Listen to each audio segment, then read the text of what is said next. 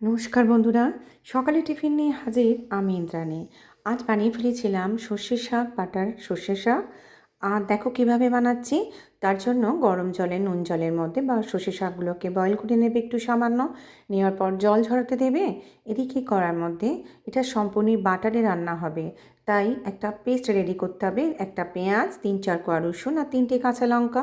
এবার বাটার দিলাম বেশ খানিকটা, তার মধ্যে জিরে অথবা মেথি যে কোনো একটা ফোড়ন দাও। দেওয়ার পর তুমি ওই পেস্টটা, পেঁয়াজ আদা রসুনের পেস্টটাকে ঢেলে দাও। দেওয়ার পর এবার করো নাড়াচাড়া। নাড়াচাড়া করতে করতে এবার যেটা হচ্ছে, তোমাকে এটাকে ভালো করে কষাতে হবে। সামান্য পরিমাণ একটু আদা দেবে। আদা দিলাম।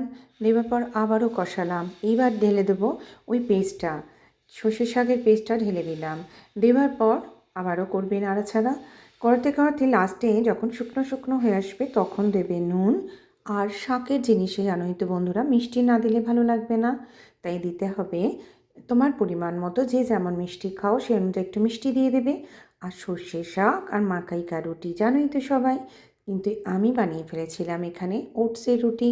তাই ওটসটাকে মিক্সিতে গ্রাইন্ড করে নেবে। নেবার পর ভালো করে মেখে হাতে করে একটু সামান্য তেল দিয়ে মাখবে, যাতে এটা না ফেটে যায়। অনেক সময় দেখবে এই মাকাইকা রুটি বলো আর ওটসের রুটি, এগুলো একটু ফেটে ফেটে যায়। আর লাস্টে নামাবার সময় একটু বাটার দিয়ে দিলাম সর্ষে শাকে। আর এই রুটিটা রেডি করে ফেললাম। এটাতে বাটার মাখিয়ে বা ঘি মাখিয়ে একদম পরিবেশন করো। দারুণ হয়েছিল খেতে। তো রবিবারের সকাল আর স্পেশাল টিফিন হবে না, এটা তো হয় না, তাই জন্য স্পেশাল টিফিন বানানো হয়ে গেল, আমার রেডি টিফিন। তো তোমাদের কেমন লাগলো অবশ্যই জানিও, আর তোমরাও বানিও।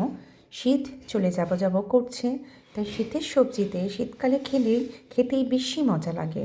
তাই এই সর্ষে শাকটাকে বানাও আর খুব উপভোগ করো।